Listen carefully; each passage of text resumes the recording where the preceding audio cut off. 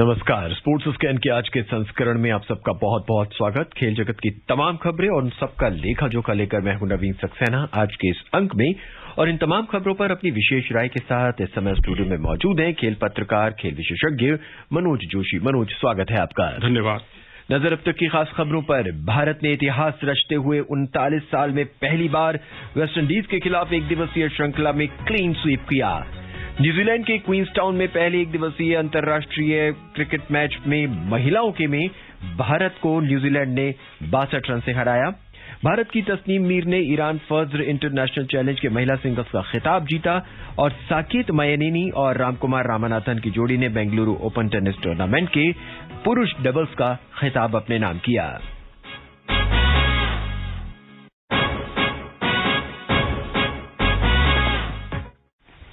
मनोज, अहमदाबाद में तीसरे और अंतिम एक दिवसीय क्रिकेट मैच में कल भारत ने वेस्टइंडीज को एक तरह से धो दिया। 96 रन से हराकर श्रृंखला 3-0 से जीत ली है।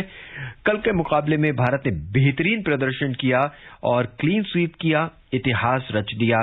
चर्चा करेंगे, लेकिन कल हुए मैच पर पहले ये रिपोर्ट सुनते हैं श्रीराम से। रोहित शर्मा की कप्तानी में भारत ने कल इतिहास रचते हुए 39 साल में पहली बार वेस्टइंडीज के खिलाफ एक दिवसीय श्रृंखला में क्लीन स्वीप किया। दोनों टीमों के बीच पहली वनडे सीरीज सन 1983 में खेली गई थी। तब से भारत एक बार भी 50 ओवर फॉर्मेट में वेस्टइंडीज के खिलाफ क्लीन स्वीप नहीं कर सका। कल टॉस जीतकर भारत ने पहले बल्लेबाजी करते हुए 265 रन बनाए। श्रेयस अय्यर ने 80 और ऋषभ पंत ने 56 रन बनाए। जवाब में 266 रन के लक्ष्य का पीछा करते हुए वेस्टइंडीज की टीम 38वें ओवर में 169 रन पर ही सिमट गई। मोहम्मद सिराज और प्रसिद्ध कृष्णा ने 3-3 विकेट लिए, जबकि दीपक चाहर और कुलदीप यादव ने 2-2 विकेट हासिल किए। वेस्टइंडीज के लिए जेसन होल्डर ने 4 विकेट लिए। श्रेयस अय्यर को प्लेयर ऑफ द मैच तथा प्रसिद्ध कृष्णा को प्लेयर ऑफ द सीरीज चुना गया। भारत ने पहला मैच 6 विकेट से और दूसरा 44 रन से जीता था। वहीं कल खेले गए मुकाबले में 8 रन बनाने के साथ ही रोहित शर्मा अहमदाबाद के नरेंद्र मोदी स्टेडियम में सबसे ज्यादा एक दिवसीय रन बनाने वाले तीसरे खिलाड़ी बन गए हैं। उन्होंने इस स्टेडियम में अब तक कुल 221 रन बनाते हुए सचिन तेंदुलकर के 215 रन का रिकॉर्ड तोड़ दिया। Shriram Sharma, sports scan. Manoj, clean sweep के साथ साथ कल इतिहास भी रचा गया, और भारत के परिप्रेक्ष्य से बात करें तो एक बड़ी सीरीज, एक बड़ी श्रृंखला, एक बड़ा क्लीन स्वीप। हाँ, खासकर ये देखते हुए कि आप 5 अंतर्राष्ट्रीय मैच लगातार हारकर आए थे और उसके बाद उस पर विराम लगना बहुत जरूरी था, और वो विराम लगातार आपने 3 मैच जीते। लेकिन मुझे लगता है कि इस जीत से फूलकर कुप्पा होने की आवश्यकता नहीं है, क्योंकि ये वेस्टइंडीज की वो टीम है जो पिछले 7 वनडे मुकाबलों में 50 ओवर जो है पूरे नहीं खेल पाई है। तो ऐसी टीम पर बहुत ज्यादा हमें गर्व नहीं करना चाहिए अपनी टीम पर कि हमने बहुत बड़ी उपलब्धि हासिल की, क्योंकि हमारी कुछ कमजोरियां अभी भी बरकरार हैं। खासकर ये देखते हुए कि जो हमारा टॉप ऑर्डर है, उनके आउट होने के अगर आप तरीके को देखें, जिस तरह से विराट कोहली आउट हो रहे हैं, गेंद को मिडल नहीं कर पा रहे और लेग स्टंप के बाहर जाती गेंद से छेड़खानी कर रहे हैं। रोहित शर्मा पहले मैच को छोड़ दें तो बाकी दोनों मैचों में वो भी उनका फुट मूवमेंट ही उनका देखने को नहीं मिला। ये तो भला हो आपका ऋषभ पंत का और श्रेयस अय्यर का, जिन्होंने आपको संकट से उबार दिया, और बाकी का काम दीपक चाहर ने कर दिया निचले क्रम में। तो मनोज, भारतीय क्रिकेट के जो कमियां हैं टॉप ऑर्डर की, जैसा कि आपने कहा, वो स्टिल अभी भी बरकरार हैं, और ये लगातार जो प्रोसेस है वो चलता हुआ आ रहा है। जबकि बहुत ही कमजोर टीम रही वेस्टइंडीज, उसके बावजूद भी हमारे टॉप ऑर्डर बल्लेबाज, मैं विशेषकर विराट कोहली की बात करना चाहूंगा, एक बार फिर उन्होंने बहुत ही बचकाना शॉट खेला। आप लेग ग्लांस करते हुए आउट होते, लेग स्टंप पर आप कैच देते हैं। आप व्हाट काइंड ऑफ अ बल्लेबाज यू आर? नहीं, बिल्कुल, बहुत उस पर सवालिया निशान लगना बहुत ही लाजमी है, क्योंकि आपके आउट होने के तरीके देखें, आप वो एक ही तरीके से लगातार आउट होते जाते हैं। जी, पहले आपको याद होगा कुछ महीने पहले वो जब 6ठे स्टंप की या 5वें स्टंप की जो गेंद आती थी उससे छेड़खानी करते हुए आउट हुए, और कुछ हमारे बल्लेबाज जो हैं बिल्कुल फॉरवर्ड डिफेंसिव शॉट खेलते हुए बल्ले का बाहरी किनारा लगता था और उस पर एज लगता था और हम स्लिप में लपक लिए जाते थे। अब विराट कोहली एक अलग ही तरीके से आउट होने लगे हैं, बहुत ही जिम्मेदाराना शॉट खेलते हुए आउट होने लगे हैं। तो ये कुछ चिंता की सबब है, लेकिन फिर भी मैं कहूंगा हमारे श्रोता क्योंकि बहुत ज्यादा टची होते हैं क्रिकेट के संबंध में, तो कुछ पॉजिटिव्स भी हैं, ऐसा नहीं है। प्रसिद्ध कृष्णा, आपको एक नायाब हीरा मिला, शॉट पे डिलीवरीज का मास्टर मिला। आपको दीपक चाहर एक ऐसा गेंदबाज मिला जिसने दोनों विकेट जो हैं आउट स्विंगर पर चटकाए हैं, स्विंग उनकी बहुत ही लाजवाब। और पहला विकेट ना चटकाने की जो परेशानी थी हमारी साउथ अफ्रीका में, वो अब मोहम्मद सिराज ने दूर कर दी है। मोहम्मद सिराज बहुत जल्दी विकेट चटकाने लग गए हैं, पावर प्ले में विकेट ले रहे हैं। उनकी निप बेकर गेंदें बहुत खतरनाक होती हैं जो बहुत तेजी के साथ अंदर की ओर आती हैं। तो मुझे लगता है कि पॉजिटिव्स भी हैं, लेकिन जो बेसिक मूलभूत चीजें जिससे कि हम जीतते हैं वहां थोड़ी सी दिक्कत आ रही है, क्योंकि ये हमारा सबसे बड़ा वेपन होता था, सबसे बड़ा हथियार होता था कि हमारा टॉप ऑर्डर चलता था तो हम चलते थे। ये वर्ल्ड कप में भी हुआ, उससे पहले भी काफी समय से चलता हुआ आ रहा है, लेकिन अब उल्टा हो गया है। मध्यक्रम थोड़ा ठीक ठाक संभालने लगा है टॉप ऑर्डर को, लेकिन अब टॉप ऑर्डर अगर नहीं चलेगा तो फिर बहुत मुश्किल होगी। अगर कोई तगड़ी टीम सामने आ गई तो फिर लेने के देने भी पड़ सकते हैं। मनोज जी, सूर्य कुमार को लगातार चांस मिला है, तीनों मैच में उनको खिलाया गया है, सिर्फ एक मैच में वो चले हैं, बाकी के दोनों ही मैच में वो पूरी तरह से फ्लॉप रहे हैं। भविष्य क्या रहेगा इनका? सूर्य कुमार यादव से देखिए, शॉट्स उनके पास काफी शॉट्स हैं। एक हमारे पास एबी डिविलियर्स के बाद अगर हम अपना देसी एबी डिविलियर्स अगर हम खोजें तो वही एक हमें ऐसे खिलाड़ी दिखाई देते हैं जिनके पास हर तरफ हर जगह वो शॉट खेलते हैं। तो एक ऐसे खिलाड़ी को तो सहेज कर रखना ही चाहिए, क्योंकि साउथ अफ्रीका में भी उन्होंने एक मैच में तो अच्छा ही किया, यहां भी उन्होंने एक पारी बहुत ही शानदार खेली, मैच जिताया उन्होंने और अच्छे फिनिशर के रोल में वो दिखाई दिए। तो मुझे तो लगता है नंबर 5 पर वो बहुत आइडियल हैं आने वाले समय में। नंबर 6, नंबर 7 की बात करें, वॉशिंगटन सुंदर एक बहुत ही बेहतरीन खिलाड़ी इस समय भारतीय टीम को मिला है, जिसे हम ऑलराउंडर के तौर पर देख सकते हैं। जी हाँ, बहुत मैच्योर क्रिकेटर हैं। अगर देखिए, एक छोर पर जब रन बन रहे थे बहुत तेजी के साथ दीपक चाहर द्वारा, तब वो अपने बल्ले को अपने ऊपर संयम लगाकर खेल रहे थे। तो ये बहुत बड़ी परिपक्वता होती है, मैच्योरिटी होती है कि आप यदि वो भी ताबड़तोड़ शॉट खेलते तो शायद हमारा भी वेस्ट इंडीज जैसा हाल होता, हम भी पूरे 50 ओवर ना खेल पाते। तो ये उनकी जो लोअर ऑर्डर में जो सुलझी हुई जो शैली है खेलने की, वो बहुत काम आई है। और स्पिनर के तौर पर अब वो टर्न कराने लगे हैं। पहले टर्न नहीं होती थी उनकी गेंद, बहुत डिफेंसिव किस्म की बॉलिंग करते थे। अब कल्पना कीजिए कि अगर आपको जडेजा जब फिट होकर आते हैं, वो एक तरफ से बॉलिंग करते हैं और एक तरफ से वॉशिंगटन सुंदर बॉलिंग करते हैं, दोनों ही डिफेंसिव किस्म के बॉलर हैं, तो वो फिर तो आपको निर्भर होना पड़ेगा बल्लेबाज पर कि वो बल्लेबाज गलती करे तभी हमें विकेट मिले। भारतीय टीम की इस परफॉर्मेंस का फायदा लगातार हम देख रहे हैं। अभी आईपीएल की नीलामी जो सुबह से चल रही है, उसमें बहुत ही अच्छे खिलाड़ियों को चुना जा रहा है और जो परफॉर्मेंस भारतीय टीम ने दिखाई है उसका सीधा सीधा सा फायदा नजर आ रहा है। अगर हम श्रेयस अय्यर की बात करें, दीपक चाहर की बात करें, जी हाँ, टेस्ट क्रिकेट में सेंचुरी और यहाँ 80 रन उन्होंने बनाए और उसका उन्हें निश्चित तौर पर फायदा मिला। जो फर्स्ट शो था जो आज सुबह चल रहा था, जिसमें मार्की प्लेयर जो थे वो सब होड़ में थे, तो वहां पर उन्होंने अपनी अलग वजूद बनाया और सबसे महंगे खिलाड़ी के तौर पर बिके हैं वो एक टीम में। और बस फर्क ये है कि अब दिल्ली से कोलकाता उनको जाना होगा, लेकिन अब कोलकाता की में भी अब दोनों अय्यर हैं और रसेल भी हैं, तो बल्लेबाजी काफी स्ट्रांग हो गई है उनकी। मनोज जी, वही ईशान किशन जो है वो भी बेहतरीन जो बल्लेबाजी उन्होंने की पहले 2 मैचेस के अंदर, उनको ओपन के तौर पर उतारा गया and he proves he is a very good batsman and it shows. IPL की नीलामी के अंदर ईशान किशन भी जो है सबसे अब तक के महंगे खिलाड़ी के रूप में बिके हैं। मैं तो कहूंगा कि बहुत अच्छा हो गया कि उनको रिटेन नहीं किया गया। रिटेन किया होता तो शायद उनको भी सूर्य कुमार यादव की तरह 8 करोड़ ही मिलते, लेकिन यहां उनको रिटेन ना करना उनके लिए इतना उपयोगी रहा कि जो उन्होंने अच्छी पारियां खेली। अब उनमें खूबियां देखिए, वो एक बाएं हाथ के बल्लेबाज हैं, सलामी बल्लेबाज भी हैं, उनको आप मध्य क्रम में खिला लीजिए, उनको आप निचले क्रम में खिला लीजिए, फिनिशर के रोल में भी अच्छे साबित हो सकते हैं। फ्लेक्सिबिलिटी उनमें बहुत ज्यादा है। मनोज जी, कहीं ना कहीं ऐसा लगता है शिखर धवन की भरपाई करेंगे अगर खुदा ना खास्ता शिखर धवन किसी वजह से कोई मैच नहीं खेल पाते हैं, then you have a option. क्या एक विकल्प तो है, क्योंकि अभी स्कीम ऑफ थिंग्स में तो है भारत की, क्योंकि अभी पीछे उनको भारतीय टीम में रोहित शर्मा के साथ खिलाया भी गया है, लेकिन मुझे लगता है T20 में ही उनको आप आजमाइए। वनडे क्रिकेट में आप उनको शिखर धवन तक ही सीमित रखिए तो अच्छा है, क्योंकि हमें एक और बल्लेबाज जो है ऋतुराज गायकवाड़ प्रतीक्षा कर रहा है बहुत ही बेसब्री के साथ, जिसने बहुत ही सेंचुरियां बनाई हैं और बहुत ताबड़तोड़ बल्लेबाजी की है। चर्चा करेंगे हम उस पर बाद में, लेकिन अब आपने T20 का जिक्र किया है तो अब भारतीय टीम को वेस्टइंडीज के साथ T20 की श्रृंखला खेलनी है। T20 के जो मुकाबले होंगे इसी महीने से शुरू हो जाएंगे। T20 के मुकाबलों के अंदर हम वेस्टइंडीज को कम नहीं आंक सकते जिस तरह से उनकी बैटिंग और बॉलिंग है। जी हाँ, निश्चित तौर पर अभी तो उसने खतरे की घंटी बजा दी है भारत के लिए भी, क्योंकि उसने इंग्लैंड को हराया है। अभी T20 क्रिकेट में वनडे में ये टीम पूरे 50 ओवर नहीं खेल पाती और आयरलैंड से भी पिट कर आती है जी, तो हमने भी उसका फायदा उठा लिया। हाँ। बैती गंगा में हमने भी हाथ धो लिया, लेकिन T20 क्रिकेट में ये टीम बहुत अच्छी है, बहुत ताबड़तोड़ बल्लेबाज है इनके पास, और जिस अंदाज में आतिशी शॉट्स खेलते हैं इनके खिलाड़ी, संभल कर रहना होगा भारतीय टीम को। और भारतीय टीम के लिए एक दुख भरी खबर यह भी है कि उपकप्तान केएल राहुल और अक्षर पटेल जो है वो T20 मुकाबले नहीं खेलेंगे, क्योंकि एक चोटिल है और दूसरे अभी कोरोना से उबर रखे हैं। उनकी जगह दीपक हुड्डा और आपने बात करी ऋतुराज गायकवाड़ को टीम में शामिल किया गया। हालांकि ऋतुराज गायकवाड़ को लेकर टीम में कुछ मजबूती आई है। दीपक हुड्डा जो है वो अभी अंतर्राष्ट्रीय क्रिकेट में नए खिलाड़ी हैं। नए खिलाड़ी हैं, लेकिन अभी उस दिन सूर्य कुमार यादव के साथ इन्होंने वो फिनिशिंग टच तो दिया था, भारतीय टीम को जीत के पार कराया था इन्होंने, वो वास्तव में काबिले तारीफ था। मैं तो कहूंगा वेंकटेश अय्यर हो चाहे दीपक हुड्डा हो, छठे नंबर पर बहुत जो कंपटीशन उभर कर सामने आ रहा है, ये आगे के लिए, भविष्य के लिए, भारत के लिए बहुत अच्छा संकेत है।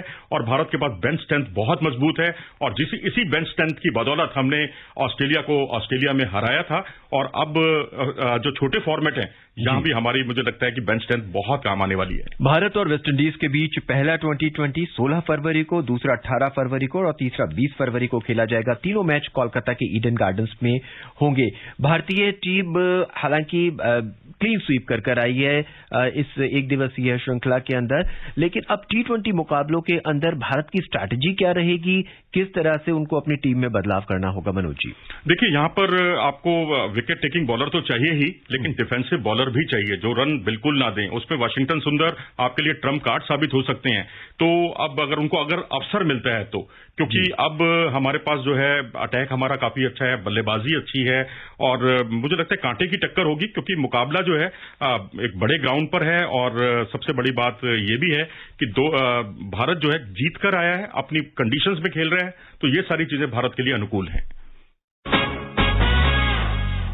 और अब बात महिला क्रिकेट की। महिला क्रिकेट में न्यूजीलैंड ने भारत को पहले एक दिवसीय मैच में 62 रन से हरा दिया है। इसके साथ ही 5 मैचों की श्रृंखला में न्यूजीलैंड ने 1-0 की बढ़त हासिल कर ली है। सुनते हैं अतहर की रिपोर्ट। भारतीय टीम को न्यूजीलैंड के साथ 5 मैचों की श्रृंखला के पहले मैच में हार का सामना करना पड़ा है। न्यूजीलैंड ने क्वींसटाउन में पहले एक दिवसीय अंतर्राष्ट्रीय महिला क्रिकेट मैच में भारत को 62 रनों से करारी शिकस्त दी। न्यूजीलैंड ने पहले बल्लेबाजी करते हुए 48 ओवर और 1 गेंद में 275 रन बनाए। जीत के लिए 276 रन के जवाब में भारतीय टीम 49 ओवर और 4 गेंद में 213 रन पर आउट हो गई। अपना 221वां वनडे खेल रही 39 साल की मिताली ने शानदार फॉर्म कायम रखते हुए पिछली 11 पारियों में 7वां अर्धशतक जड़ा। उन्होंने 73 गेंद में 6 चौकों की मदद से 59 रन बनाए, लेकिन दूसरे छोर से उन्हें ज्यादा साथ नहीं मिला और टीम को सीरीज में 0-1 से पीछे होना पड़ा। न्यूजीलैंड की ओर से सुजी बेट्स ने शानदार सेंचुरी जड़ी, जबकि गेंदबाजी में जेस्केर ने 4 विकेट झटके। पहले बल्लेबाजी का फैसला लेने वाली न्यूजीलैंड की टीम के लिए बेट्स ने 111 गेंदों में 106 रन बनाए। श्रृंखला का अगला मैच क्वींसटाउन में 15 फरवरी को खेला जाएगा। अतहर सईद, स्पोर्ट्स कैन। भारतीय मुकाबला हार गया, हालांकि कोशिश अच्छी थी। मिताली ने बेहतरीन खेल का प्रदर्शन किया, लेकिन मैच नहीं बचा सकी। कहीं ना कहीं स्मृति मंधाना का न होना टीम के लिए भारी पड़ रहा है। निश्चित तौर पर, और वो आईसीसी की जो प्लेयर बनी हैं और उन्होंने ये दिखा दिया कि वो नहीं होती हैं, तो उनकी कमी जरूर महसूस की जाती है। और दूसरी बड़ी वजह कि न्यूजीलैंड में ये मुकाबले हो रहे हैं। न्यूजीलैंड में तो भारत की पुरुष टीम भी जब जाती है, तेज हवाएं चलती हैं वहां पर, तो वहां उनको भी जूझना पड़ता है। और तीसरा मैं कहूंगा बड़ा कारण जो है कि उनके प्लेयर्स को जितना एक्सपोजर मिलता है तमाम तरह की लीग में, उतना भारतीय खिलाड़ियों को नहीं मिलता। हालांकि बिग बैश लीग में कुछ एक खिलाड़ी हमारी खेल रही हैं, लेकिन अगर आप उनको, जिसने सेंचुरी बनाई है सुजी बेट्स जी, वो खिलाड़ी सुपर स्मैश T20 क्रिकेट में सबसे अधिक रन बनाने वाली खिलाड़ी हैं। तो और उसके अलावा अगर हम देखें जेस केयर, जो कि मध्यम गति की तेज गेंदबाज है, उन्होंने 4 विकेट भी चटकाए हैं और बेहतरीन लगातार उन्होंने भारतीय बल्लेबाजों को परेशान किया है। तो अब यही है कि कुल मिलाकर भारतीय खिलाड़ियों को थोड़ा सा अभ्यस्त होना होगा, हर कंडीशंस में खेलने की आदत डालनी होगी। बस अगर आप देखेंगे तो हालिया वर्षों में एक महेंद्र सिंह धोनी की टीम थी जो मुझे याद आता है, जब गौतम गंभीर ने वहां डबल सेंचुरी बनाई थी और जीत कर आई थी न्यूजीलैंड से। बाकी हर टीम हमारी वहां जूझती हुई दिखाई दी है। हालांकि मनोज, एक लंबी सीरीज है, 5 मैचों की श्रृंखला है, तो उम्मीद है कि अब भारतीय टीम रंग में नजर आएगी और कुछ बेहतरीन मुकाबले होंगे और भारत जीतेगा। और अब बात बैडमिंटन की। भारत की युवा बैडमिंटन खिलाड़ी तस्नीम मीर ने ईरान फज्र इंटरनेशनल चैलेंज का महिला सिंगल्स का खिताब जीत लिया है। दुनिया की नंबर 1 जूनियर बैडमिंटन खिलाड़ी ने कल इंडोनेशिया की यूलिया योसेफिन सुसांतो को खिताबी मुकाबले में 21-11, 11-21, 21-7 से हराकर महिला सिंगल्स का खिताब अपने नाम किया। मनोज जी, क्या हम इस युवा बैडमिंटन खिलाड़ी तस्नीम मीर में हम अपनी भविष्य की बैडमिंटन खिलाड़ी पीवी सिंधु या साइना नेहवाल को देख सकते हैं? मुझे तो लगता है शायद ये उनसे भी आगे जाने की इनमें कुव्वत है, क्योंकि जो काम सिंधु और साइना नहीं कर पाई हैं, वर्ल्ड नंबर 1 जूनियर में नहीं बन पाई हैं, वो इस खिलाड़ी ने कमाल पिछले महीने ही कर दिखाया। और यहां पर जिस तरीके से ये खेली हैं, जिस तरह जो इनका अंदाजे बयां था खेलने का, हर स्मैश पर वो एक तरह से जवाब दे रही थी। और इंडोनेशियाई खिलाड़ी जो हैं वैसे भी दुनिया में एक अपनी अलग हैसियत रखती हैं। ये नहीं है कि कोई और ऐसे देश को इन्होंने हराया हो जहां अच्छी खासी बैडमिंटन की परंपरा है। उस खिलाड़ी को हराया है यूलिया, जो कि पिछले 2 महीने पहले भी एक खिताब के फाइनल में पहुंची थी अच्छे खासे टूर्नामेंट में। तो एक अच्छी मजबूत खिलाड़ी को हराना, और जहां जिसकी परंपरा हो जिस खेल की, उस खेल में सिद्धस्त देश के खिलाड़ी को हराना, उसका मजा ही कुछ और है। और बैडमिंटन में भारत की संभावनाओं को बरकरार रखना फ्यूचर के लिए निश्चित तौर पर। बात बैडमिंटन की। भारत की साकेत मायनेनी और रामकुमार रामानाथन की जोड़ी ने बेंगलुरु ओपन टेनिस टूर्नामेंट के पुरुष डबल्स का खिताब जीत लिया है। आज खेले गए फाइनल में भारतीय जोड़ी ने फ्रांस के अलेक्जेंडर मूलर और ह्यूगो ग्रीनियर की जोड़ी को 6-3, 6-2 से पराजित कर खिताब अपने नाम किया। एक बार फिर इस जोड़ी ने बेहतरीन प्रदर्शन किया अंतर्राष्ट्रीय स्तर पर और दिखा दिया कि हाँ, कहीं ना कहीं इस जोड़ी में कुछ ना कुछ है जो जीत हासिल कर सकता है। देखिए, रामकुमार रामनाथन जो है अगले महीने 4 और 5 मार्च को दिल्ली के जिमखाना क्लब में जो डेविस कप मुकाबला होने वाला है उसमें उतरने वाले हैं। और साकेत जो है एक रिजर्व खिलाड़ी के तौर पर उतरेंगे। तो एक तरह से रामकुमार रामनाथन को एक अच्छा अभ्यास मिल गया है। पिछले हफ्ते ही आपको याद होगा टाटा ओपन में इन्होंने डबल्स का खिताब जीता था। लेकिन मुझे खुशी होती कि अगर ये मुकाबले कहीं ग्रास कोर्ट पर हो रहे होते, क्योंकि डेविस कप का मुकाबला भारत को ग्रास कोर्ट पर खेलना है। और जिमखाना क्लब का जो ग्रास कोर्ट है वो रोहित राजपाल से मेरी कल बात हो रही थी, जो इंडिया के नॉन प्लेइंग कैप्टन है। उनका कहना है कि विंबलडन से भी ज्यादा तेज रफ्तार से वहां गेंद आती है जिमखाना क्लब में। तो ये बहुत बड़ी चुनौती बनने वाला है डेनमार्क के लिए। लेकिन डेनमार्क में भी एक खिलाड़ी ऐसा है जो विंबलडन का डबल्स खिताब जीत चुका है, और इसलिए उनको भी हम अंडर एस्टिमेट नहीं कर सकते। तो आने वाले मुकाबले बहुत टफ और इंटरेस्टिंग होंगे निश्चित तौर पर। और अब बात फुटबॉल की। इंडियन सुपर लीग यानी ISL फुटबॉल टूर्नामेंट में इस समय ATK मोहन बगान का मुकाबला नॉर्थ ईस्ट यूनाइटेड से हो रहा है। और अंक तालिका में ATK मोहन बगान चौथे और नॉर्थ ईस्ट यूनाइटेड 11वें स्थान पर काबिज है। कल एक मुकाबला हुआ था जिसमें कप्तान सुनील क्षेत्री के रिकॉर्ड 50वें गोल के बावजूद भी बेंगलोर FC जो है वो हैदराबाद से हार गई। ये थोड़ा निराशाजनक रहा है। आपके पास सुनील क्षेत्री जैसा भी खिलाड़ी होता है और आप हार जाते हैं। हो जाता है कई बार, क्योंकि ये टीम गेम है। और टीम गेम में कई बार आपके पास स्टार खिलाड़ी नहीं होते, लेकिन आप तब भी बहुत ज्यादा ऐतिहासिक जीत हासिल करते हैं।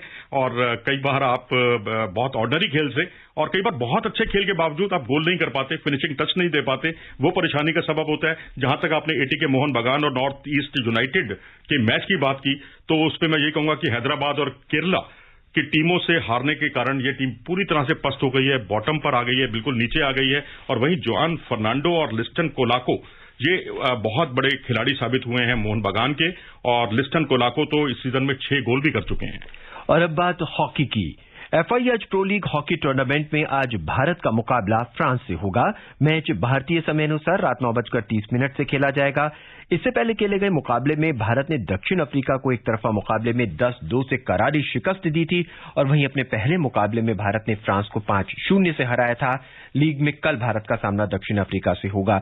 हॉकी में बेहतर प्रदर्शन कर रहा है इस दौरे में फ्रांस और दक्षिण अफ्रीका से लगातार जीत रहा है और एक अच्छे मार्जिन से जीत रहा है। अगर हम यूरोपियन हॉकी की बात करें तो उनसे भी हम अच्छा खेल रहे हैं और दक्षिण अफ्रीका के साथ तो वाकई अच्छा खेल रहे हैं। निश्चित तौर पर। और जो एक अच्छी आपके बीच में जो तालमेल दिखाई दे रहा है मध्य पंक्ति और फॉरवर्ड्स के बीच में, वो बहुत ही काबिले तारीफ है। और उम्मीद करनी चाहिए कि ये आगे और बड़ी टीमों के खिलाफ भी ऐसा ही प्रदर्शन दिखाई देगा। इस बीच हॉकी इंडिया ने आज भारतीय खेल प्राधिकरण केंद्र में 14 से 25 फरवरी के बीच होने वाले आगामी जूनियर राष्ट्रीय कैंप के लिए 65 खिलाड़ियों की घोषणा कर दी है। मनोज जी, हमसे जुड़ने के लिए और अपनी विशेष राय रखने के लिए आपका बहुत बहुत धन्यवाद। धन्यवाद। आज के इस अंक में बस इतना ही। चलते चलते अब तक की खास खबरों पर एक बार फिर नजर। भारत ने इतिहास रचते हुए 39 साल में पहली बार वेस्ट इंडीज के खिलाफ एक दिवसीय श्रृंखला में क्लीन स्वीप किया। न्यूजीलैंड ने क्वींसटाउन में पहले एक दिवसीय अंतर्राष्ट्रीय महिला क्रिकेट मैच में भारत को 62 रनों से पराजित किया।